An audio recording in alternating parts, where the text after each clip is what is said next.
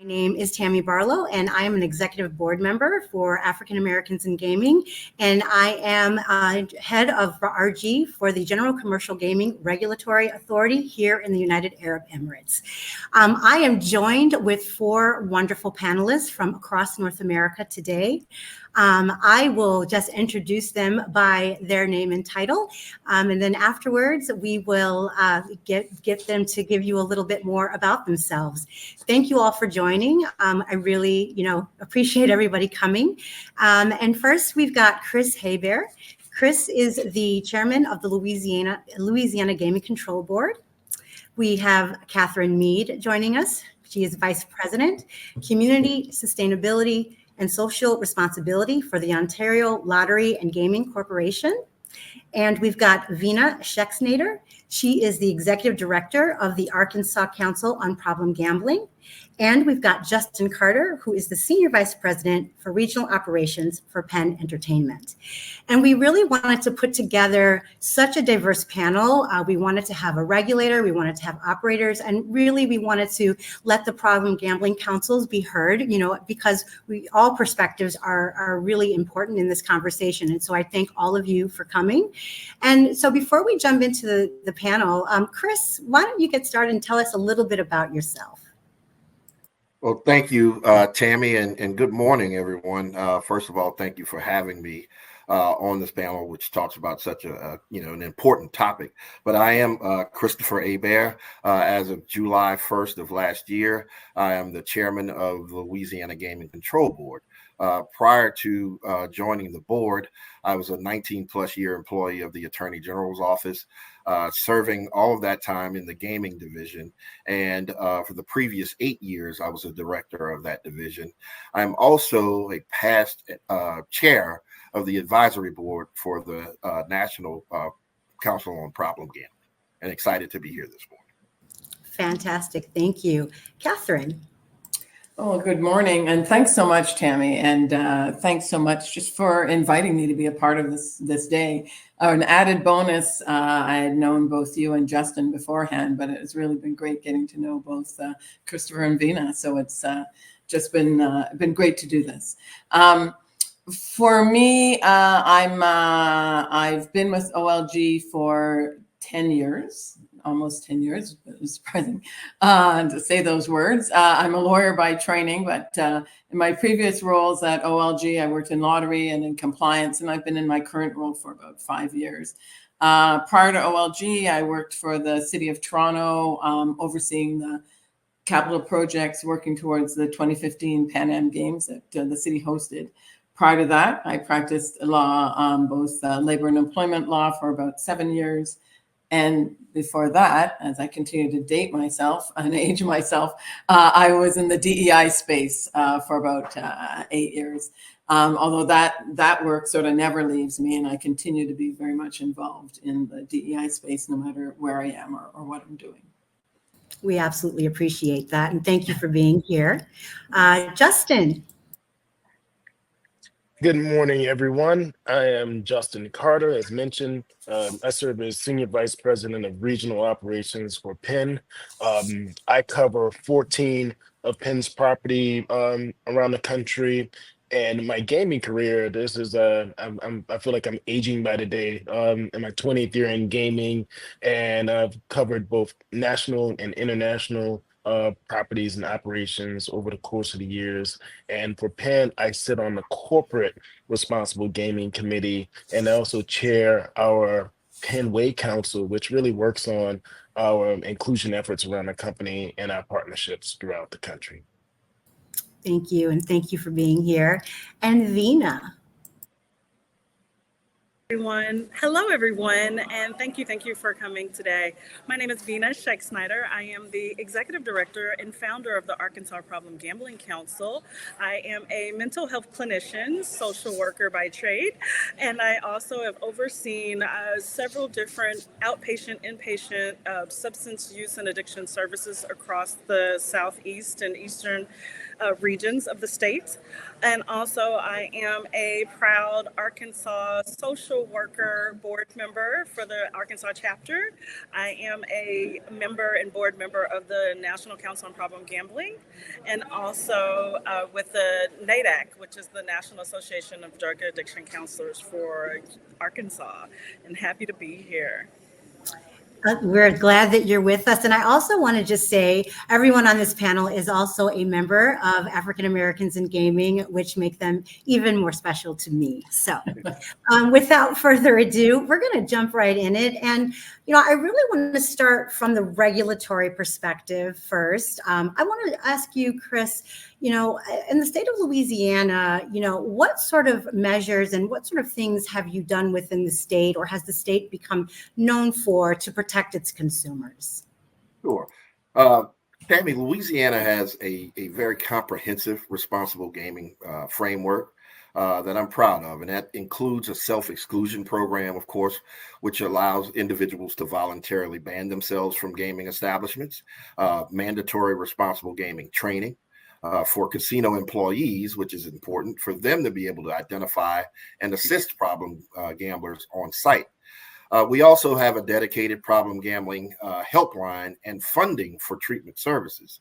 Louisiana funds problem gambling initiatives through our Compulsive and Problem Gaming Fund, which was established to support treatment and prevention programs across our state. The Louisiana Department of Health allocates approximately $2.5 million annually from this fund to finance various gambling addiction treatments, offering resources, counseling, and support services at no cost to state residents. Additionally, with the legalization of sports betting, Louisiana directs 5% of sports betting tax revenue to problem gambling resources, 2% to the Behavioral Health and Wellness Fund, and then another 3% to the Compulsive and Problem Gaming Fund. These combined funding streams demonstrate our state's commitment to addressing problem gaming or problem gambling through dedicated financial support for prevention and treatment programs. We also have regulations that require responsible gaming messaging in our casinos, advertisements, and online platforms. And then we have partnerships with organizations like the Louisiana Association on Compulsive Gambling to provide prevention and treatment services.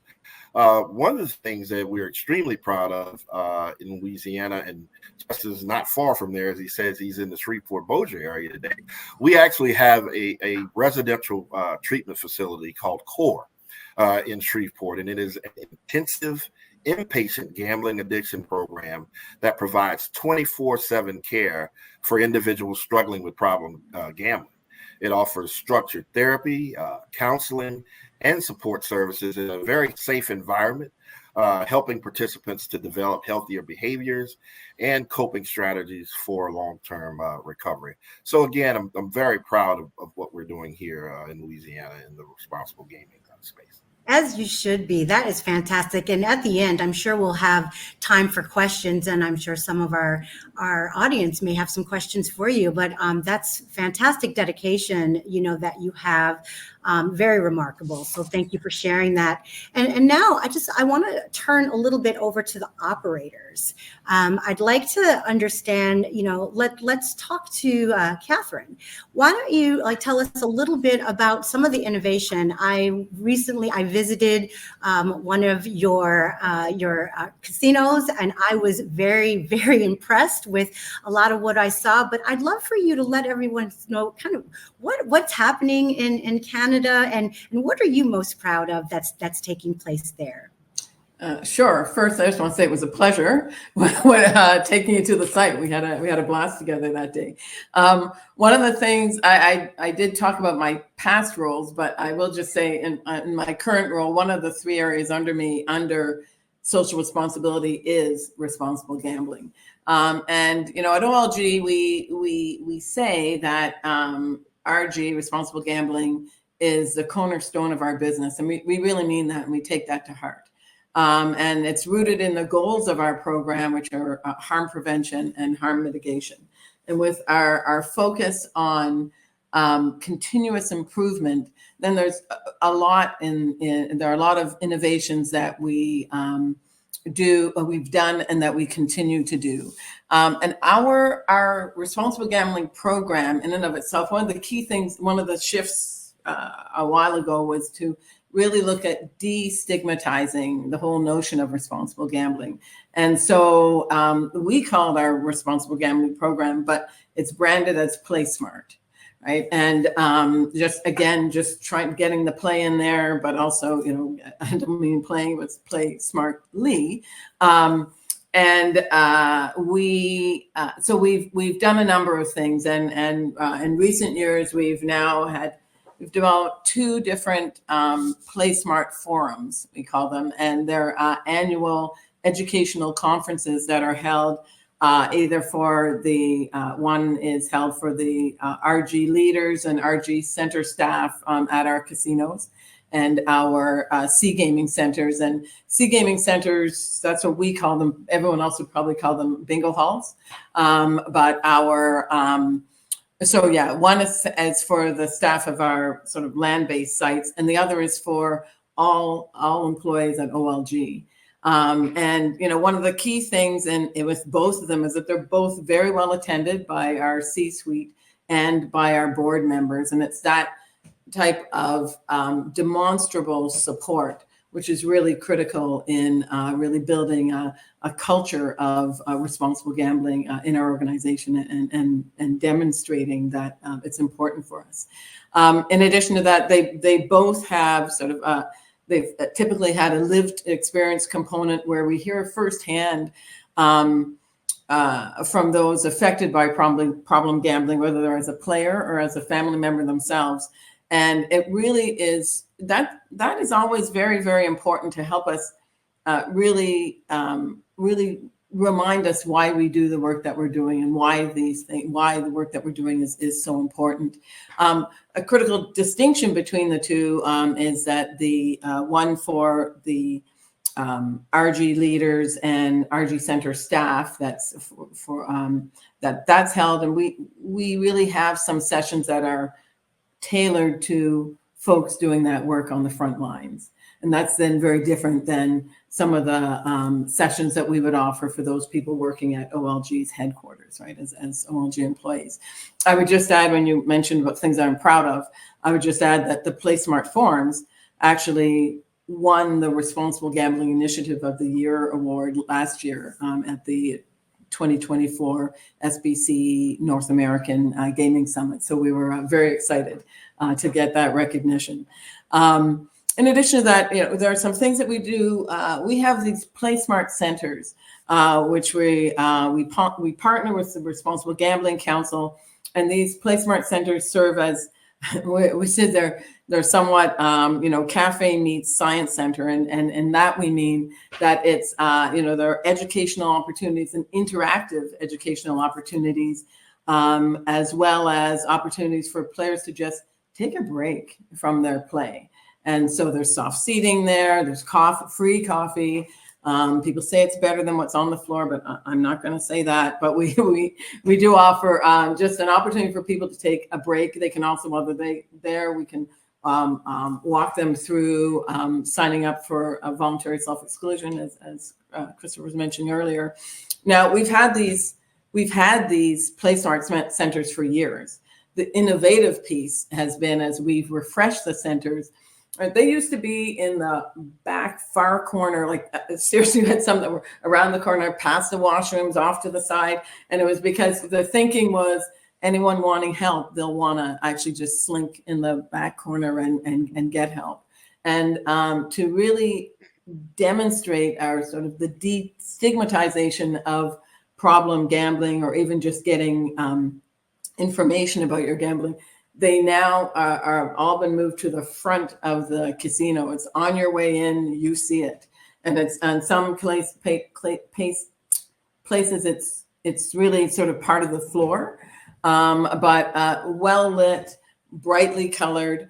and really encouraging people to come in and get information and why someone's there, whether they're getting coffee or they're signing up for self-exclusion, who knows?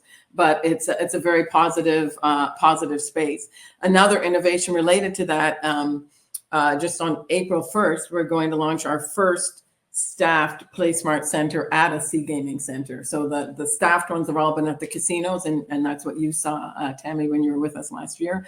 But they haven't been at the sort of bingo halls, if we'll call them that.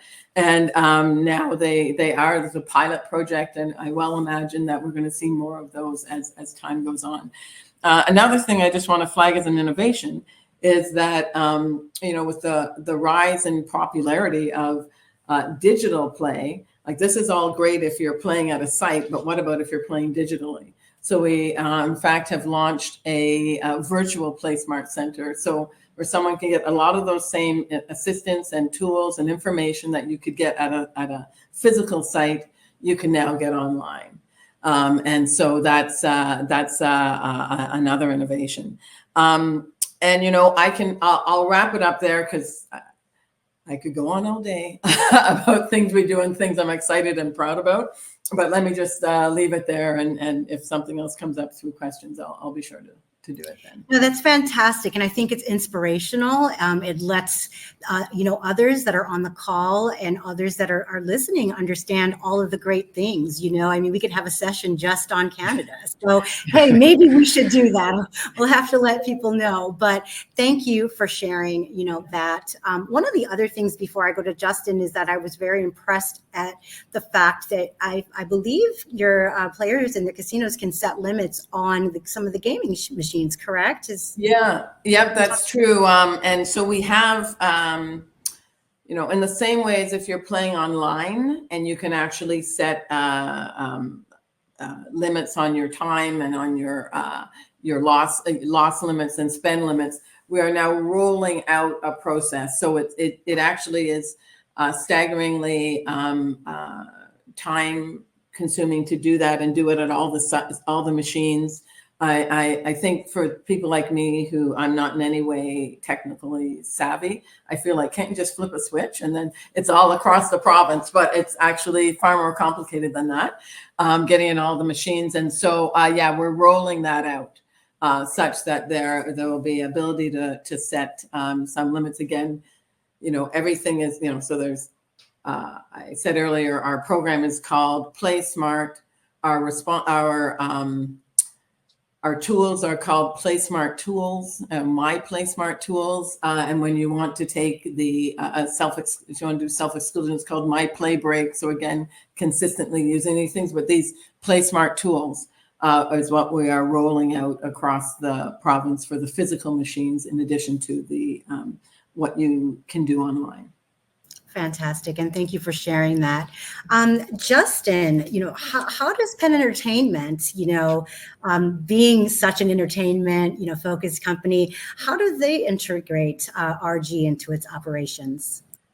Thanks, Tammy, and thanks, Mr. Chair, for giving a shout out to Shreveport Bossier, for all those who are on the call from this area. When I think about Penn's program, it's really a three-pronged program foundationally, and that covers responsible gaming, of course, responsible alcohol service, and then the prevention of underage gaming and unattended minors. And Catherine alluded to something that is important for every company, everyone trying to implement any program, which is C-suite buy-in, board buy-in for publicly traded companies. And that's what we have. So we have a corporate responsible gaming committee, which really starts from the top. So it's chaired by our executive vice president of operations, Todd George. I sit on the committee along with my counterparts on the senior management team. And what the point of the committee does is we develop and monitor responsible gaming policies and programs around the company. And that's both online and in all the states and internationally. Shout out to Catherine in Canada, where we operate. We also review property-related responsible gaming issues that may happen, and we figure out strategies to minimize them. We look at trends which is extremely important because if there's trends going on, maybe we need to develop different policies or think differently about how we're handling things. And we also report and we galvanize these reports every quarter that summarize the issues that are happening around the company with responsible gaming. So that is from a senior level, and then it trickles down to the 43 properties that we operate, the online operations, international operations. All of those individual operations have their own responsible gaming committees. And what they do is they monitor the issues and they develop localized strategies for how to deal with responsible gamings, and they funnel up that information to the corporate committee. So that's really the approach. And Catherine said it exactly. If you don't have the buy-in from the very, very top, then it's going to be very difficult. And the sharing of information and best practices between and throughout the company is really which helps us put our practices in place and to try to be best in class. That's fantastic. And I'm sure it helps you to be swift. You can understand what the issues are and you all can pivot and change your programs if you need to. I love the leadership buy-in. And I will say that I just want the audience to know that it's not just publicly traded companies that should be committed to this. This should be anyone in the gaming industry. It is more than just being a good corporate citizen. I think it is imperative that no matter where you are, publicly traded or not, they should be providing these programs. So I'm a big advocate of that. So Vena, Well said. Vena, coming from the treatment side, I mean, I call you the RG Queen of the South. I've seen you in probably every Southern state. I'm like, how does she do it? But what if a person isn't understanding what all of this, why are these regulations being written? Why are these operators doing this?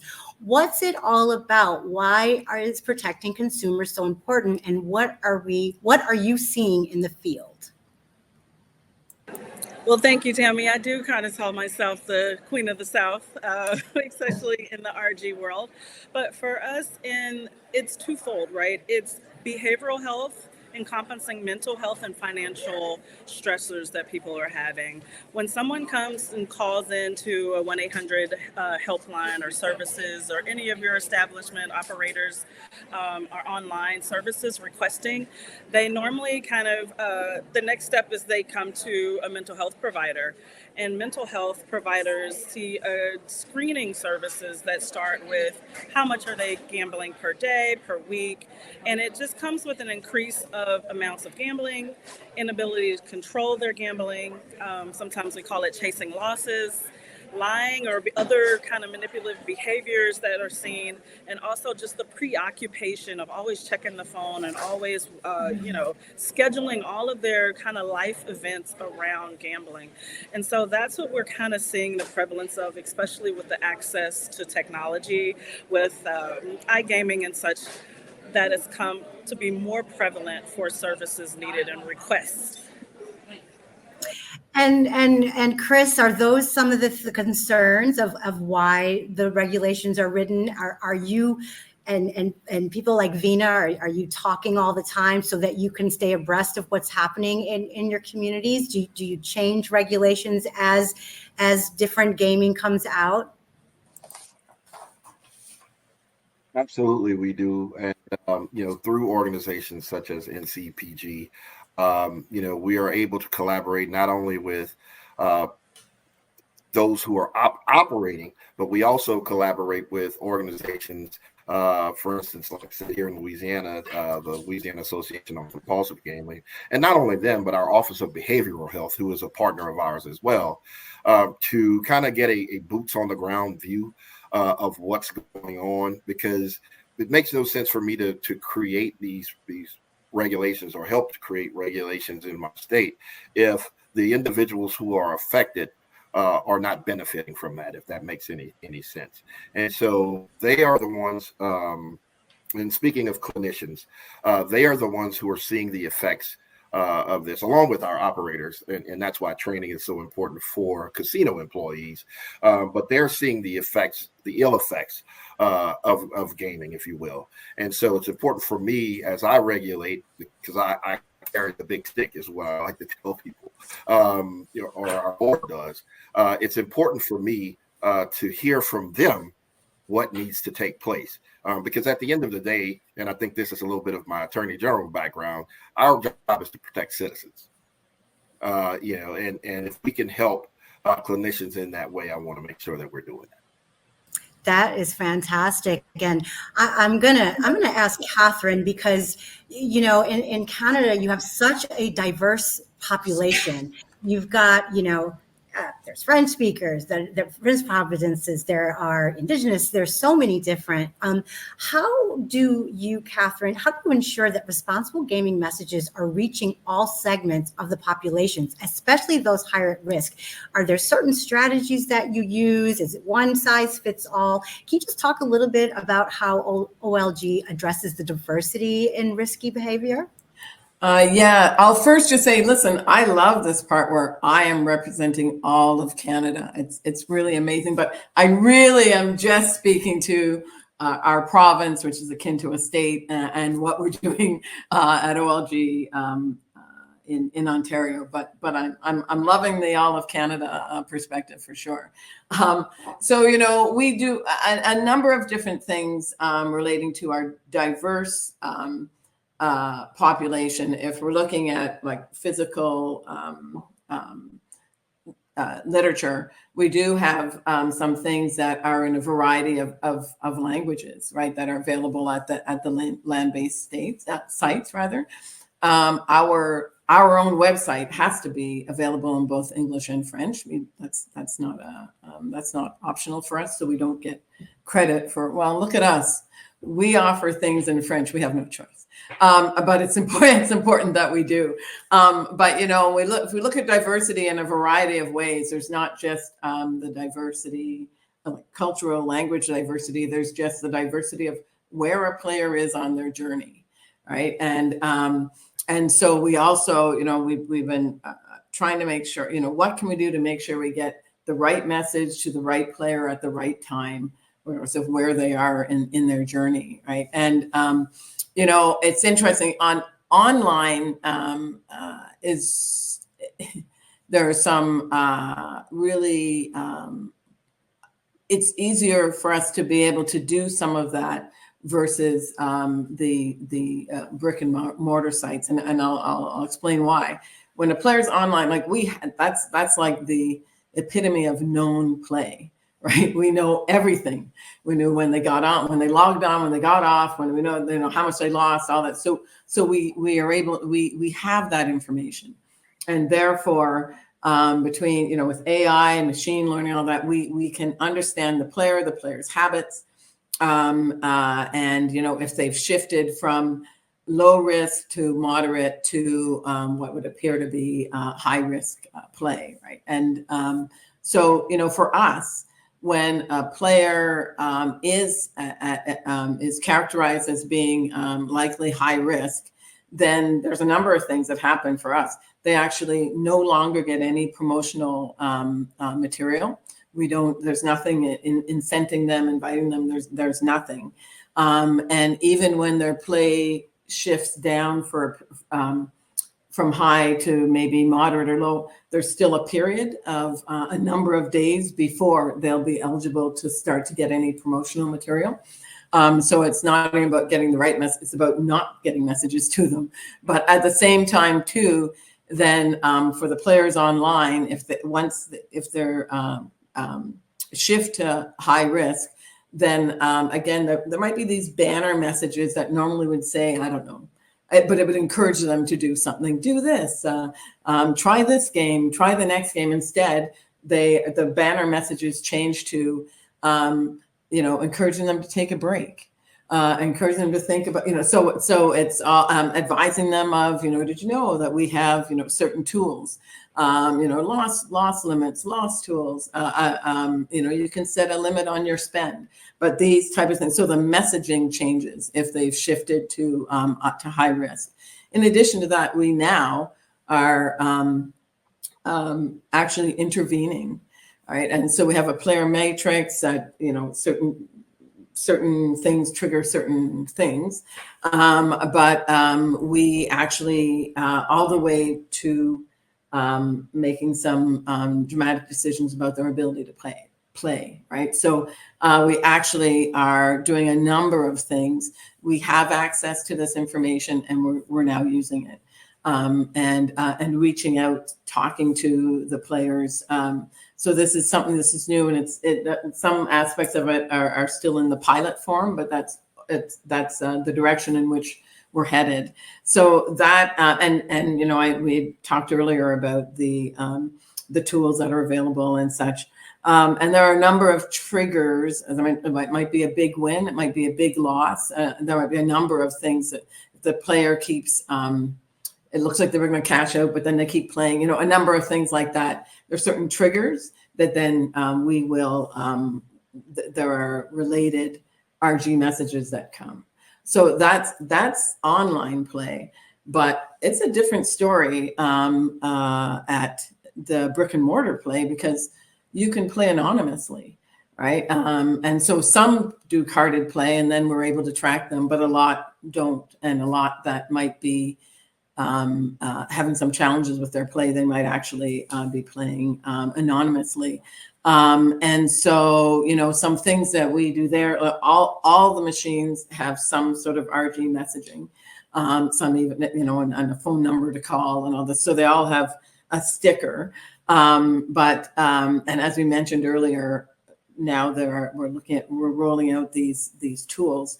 We also very much rely on the staff to look for these, what we call red flag behaviors, but the signs that demonstrate that, someone's in distress. And we then rely on those people to the frontline people with their managers to do some messaging around, options that are available for them, and refer them to services. So that's actually sometimes our messengers are actually human beings, right, at the sites.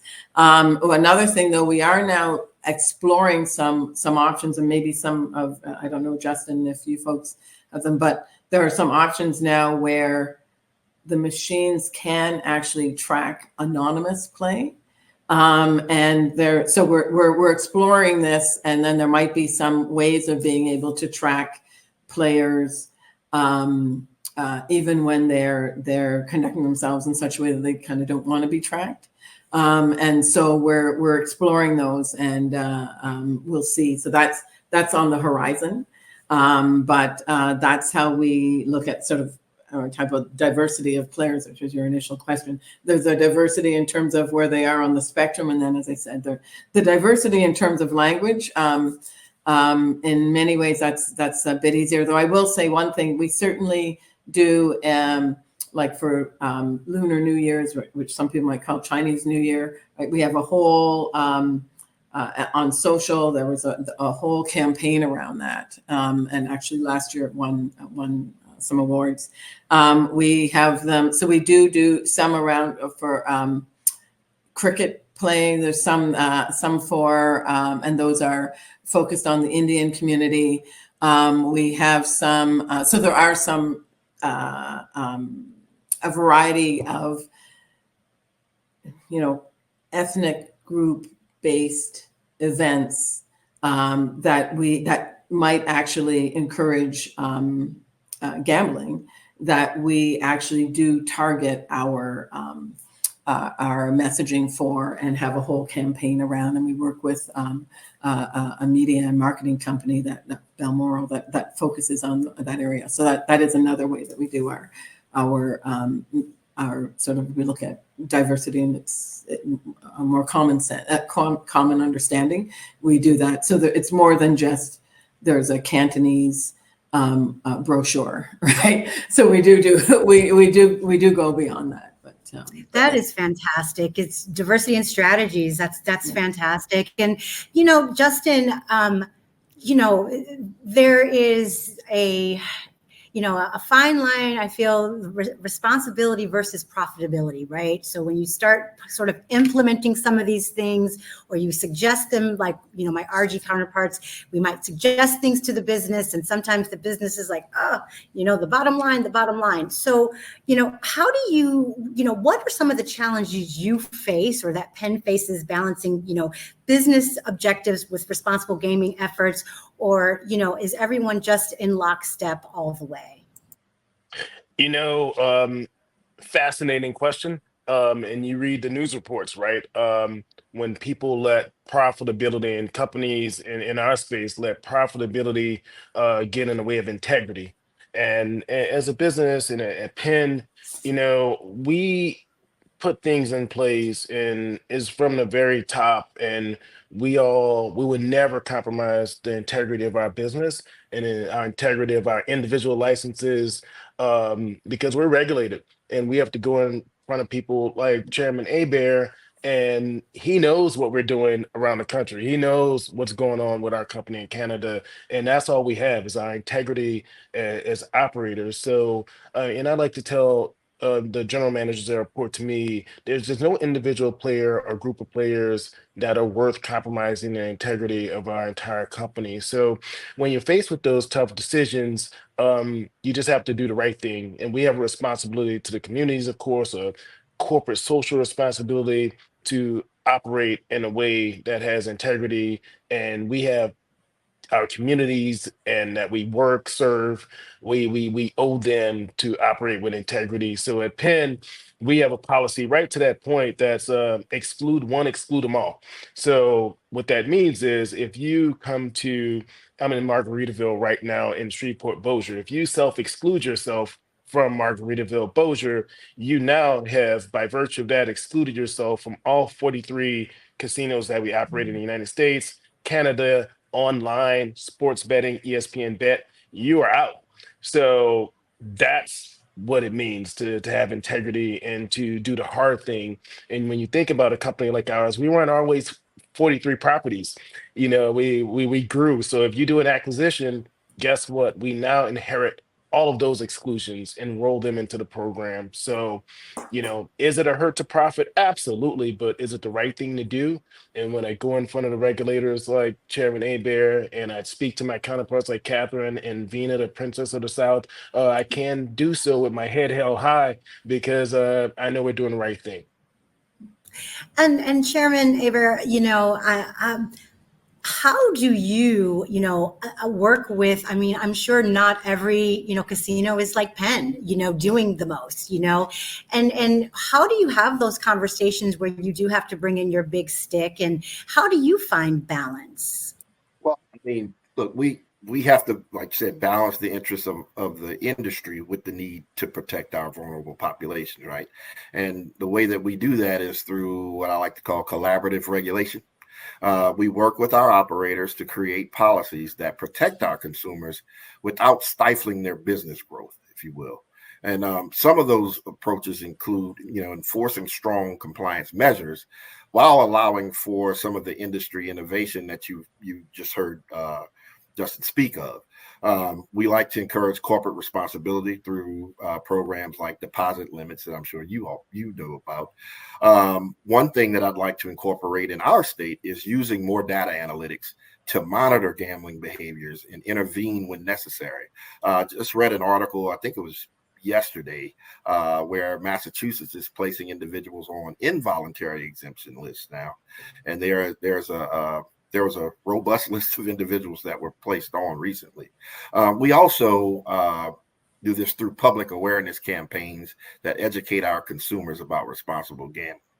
Here in Louisiana, we actually started a problem gambling resource services program, which is a collaborative initiative between the Louisiana Department of Justice or the Attorney General's Office's Gaming Division with the Department of Health's Office of Behavioral Health. And the primary goal there is just to raise awareness about problem gambling and to inform residents about free, and we stress free, confidential treatment services that are available statewide. And so by offering these resources, the Problem Gambling Resource Services Program aims to mitigate those adverse effects of gambling addiction on individuals and families throughout our state. But we also, and you know, I can recall PENN being, you know, when we were rolling out that program at the Attorney General's office, PENN was one of the first properties to actually approach us and ask, how can we help? You know, they offered things such as, you know, sending our messages out on their platforms and those types of things.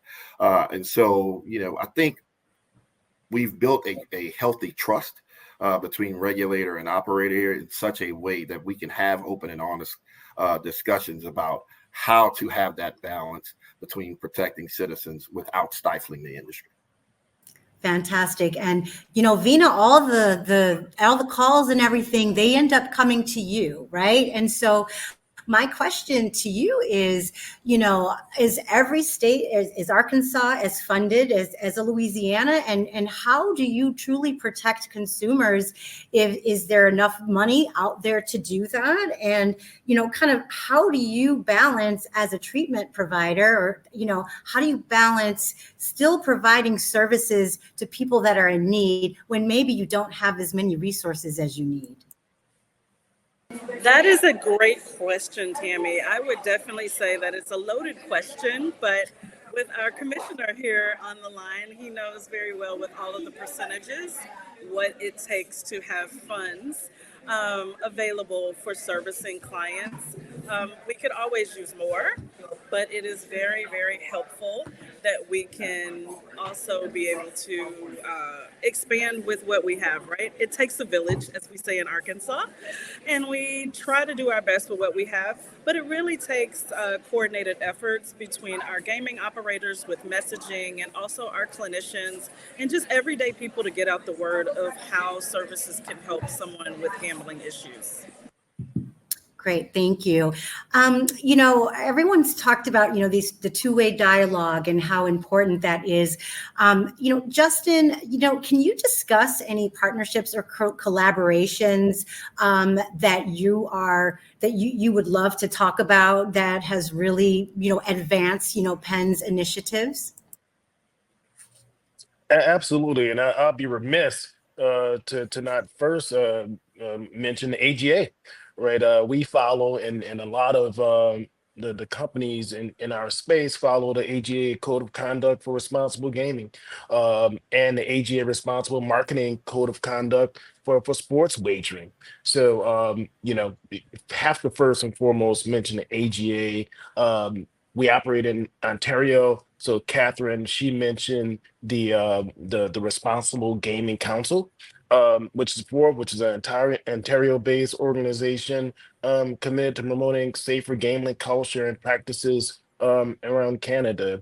And there's also the National Council on Responsible Gaming that everyone on this call knows, the International Center for Responsible Gaming, and then state by state, there's other organizations, and Chairman Hebert mentioned some unique ones to Louisiana that we support on a localized basis, which is important. So, and you know, and part of being a good citizen and practicing what you preach is supporting these organizations when they come to you in any way possible, because at the end of the day, these are your cousins, your brothers, your neighbors, people you go to church, you went to school with, and we have to provide them the resources they need.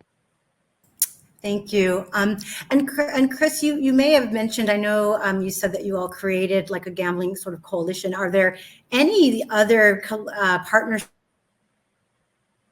or collaborations that you've done within the state of Louisiana that you think would be great, you know, models to talk about?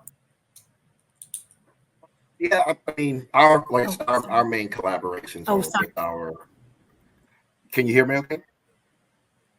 Our main collaborations are, again, with our Office of Behavioral Health, which is our funding source, but also can provide that expertise, you know, when it comes to the boots on the ground, if you will.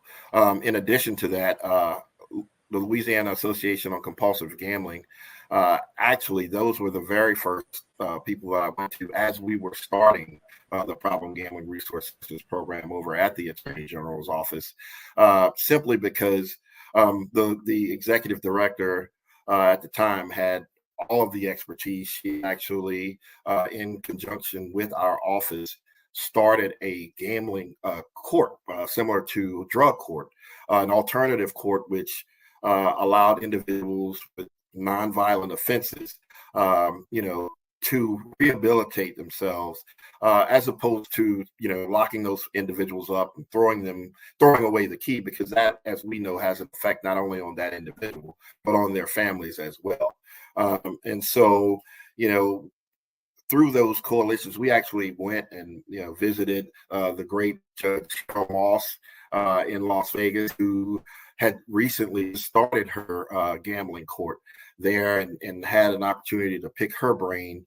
But I think it just underscores how important it is for us all to have these collaborations, with each other. And I can tell you, Representative of Canada, Catherine, I'm stealing a lot of what you're saying right now. So when you see some of these things implemented in Louisiana, don't be upset, because I just heard some really great things, particularly with when you talked about Play Smart and a virtual Play Smart for individuals as well. Yeah, listen, that's why having that's right, Chris. It's the highest form of flattery, imitation, highest form of flattery. So you just run with it. That's for sure. And that's one thing Absolutely. about the responsible gaming space. I feel like at every company I have a counterpart, and we all share, we talk, and this is one space where we don't compete because we're all in it together. And so that's one thing. I could shout out so many great people, but I just love that at all of the operators, they've got some really, really damn good RG professionals, and they're sharing all the time. And I'm sure Catherine, Chris, Justin, I'm sure people are taking notes, and so I think that's a great reason why we wanted to have our panel today, is to share the great information. And I know I'm going to stay, on time. I know we only have a few minutes left. I just want to ask really general questions for everyone. My first question is, what do you all think are the most significant challenges facing the responsible gaming, aspect of the industry? What are the challenges? What do we need to get better at? Vena? I would definitely say to keep efforts coordinated, right? Definitely between mental health constituents, our departments of health and human services, also just making sure that marketing and messaging is on for RG, and to keep those safe, and those that know if they need help, that it's available, and what the tools are.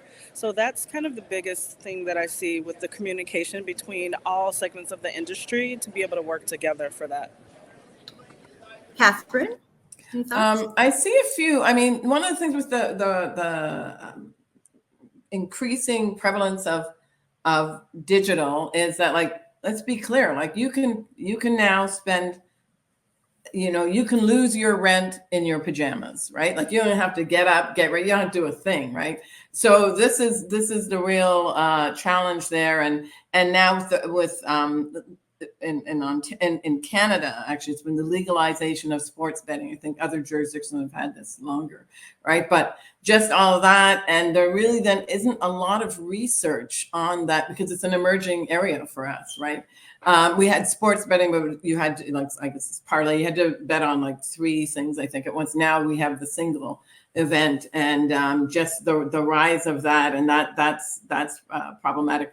Another thing, as I mentioned earlier, is about how we get to know play by anonymous players at the brick and mortar sites, right? How do we are there ways that we can be able to intervene earlier and before they start banging the machine or some of these other red flag things? And then just overall, it's the overall challenge of getting, as I mentioned before, the right message to the right player at the right time.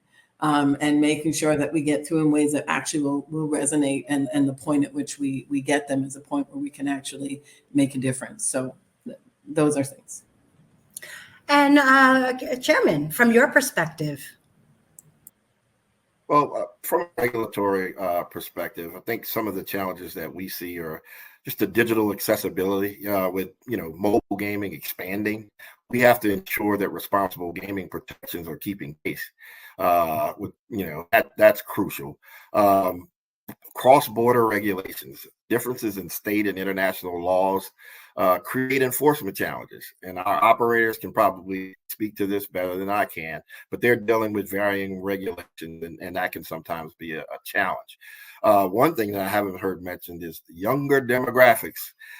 More young people are engaging in gaming as they're, leaving their Xboxes and gaming computers and, moving into, sports wagering and the like. And we're, that's going to require updated and more innovative prevention strategies on our part. And then the rise of sports betting and social gaming kind of blurs the line between what is entertainment and what is gambling. And that makes it, quite frankly, harder for us to regulate. So we're going to have to do a better job of defining those things. Those are some of the challenges that I see. Thank you. And Justin, anything to add? No, absolutely. And I mean, everyone articulated, some of the top things. And I think about something to add to that is two-pronged. One, the proliferation of these skill-based games. You can find them in the gas stations and convenience stores. And I think about the extensive training and enforcement we have from the big stick up there, and legalized industries. And these skill games are for the most part unregulated, and they don't go through extensive training. I mean, our team members, before they go into their jobs, they have to be trained on responsible gaming and the signs to look for. And when you look at these other games and these unregulated games, there's a sign that just says must be 21. And there's pictures out there of little kids really playing games and things like that. So, and you can't regulate this. So the proliferation of these games are a huge issue. And you can't, I talk about the exclude one, exclude them all. Well, guess what? You don't, there's no exclusion policy with these types of games. So they're huge risks. And the other one, these unlicensed and illegal online sports and casinos. I just saw one the other day that had, I'm in the Margaritaville Casino here in Bossier. It said Margaritaville Casino online. First of all, it's not even legal in Louisiana. And we don't have that brand. So these things have no controls, and you look at the extensive controls that we have in place for the legalized operators, and that's a harm to people, and it's a huge issue that we're faced with. Thank you. And Vena, being that you are on the front lines, what do you think is technology something that you feel can help you, better and other clinicians better address this? What do you feel is on the horizon or that is needed from a treatment perspective to match the growing trends in different forms of gaming? What do you think is needed from you and your colleagues' perspectives? I definitely see that AI, right, is the wave of the future for us for screening, and also for kind of, like Catherine mentioned, kind of new age technologies to make sure that either players are on the floor, on site, or if they're online, that we have an ability to kind of screen and assess where they are, whether their gambling risk increase moderately to severely. That's something that's definitely needed. And I think technology can definitely help us on all ends to communicate that and to effectively address that for treatment and changes. And just one question for you. Have you started looking into any innovation for that? Maybe you could be the leader of that in this space?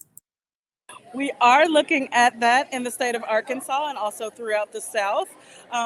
Definitely with more technology from our gaming operator partners, with more electronic measurements for VSC or voluntary self-exclusion, and also kind of meeting the clients where they are. If they're telling us what they're doing online, then in some ways we can also help kind of reprogram the systems, right, using technology to help treat them or access them quicker.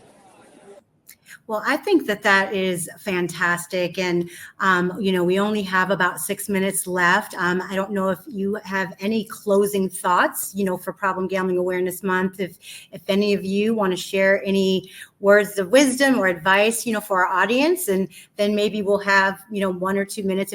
I don't know if there's any questions that people have, but does anyone have any closing thoughts before we go to questions? I'll just say, important in mind, this is one area. I mean, I think, as I said it, we're not in competition here, right? So even if even in Ontario, where the market we used to have a monopoly, the market has opened up, and while we're competing for the customer in a lot of ways, this is not an area that we all benefit if players are not losing their homes, their families, their cars, whatever, and they can actually play and they have sustainable play. We all benefit from a sustainable player base. And so that's where the value is of sharing best practices, sharing innovative ideas, sharing, here's some software that we came across. Because I honestly feel, and even across the, our national borders, although we right now are having some challenges with you guys, but nonetheless, this is one area I go back to. I won't get into that, but there's one area that I'm just saying there's no competition. There is no one's trying to gain territory. We can all benefit from learning and learning from each other and chatting with each other. And so things like this are very helpful and important. Chairman? Yeah, no, I echo those sentiments, Catherine. And look, it's clear that our industry is experiencing significant technology-driven transformation and at lightning speed, I might add. And as regulators, clinicians, attorneys, and all industry professionals, we have to continue to work collaboratively to ensure a safe, fair, and innovative gaming environment, and ensuring that can coexist. And finally, Justin. No, thanks to all of you first of all, and then just quickly looking at chat. It's amazing to see so many people from around the world. Really, saw some regulators from South Africa and some other places. And it really just reinforced to me, having worked in that market and in that country, this is a world issue. And for us to be these entities that provide what should be great entertainment in a safe environment, is so important to have regulators, and it knows no bounds, it has no borders. It's just something, the rising tide helps everyone. So just by virtue of all of us coming together, regulators from around the world, we could all learn from each other and ensure that we offer the best possible gaming industry we can. And it's just amazing to see. So thanks to all of you who are on and participating today. And thank you to the American Gaming Association for partnering with African Americans in gaming to have this wonderful panel today. We really appreciate, and we would love more collaborations to have more, conversations of substance.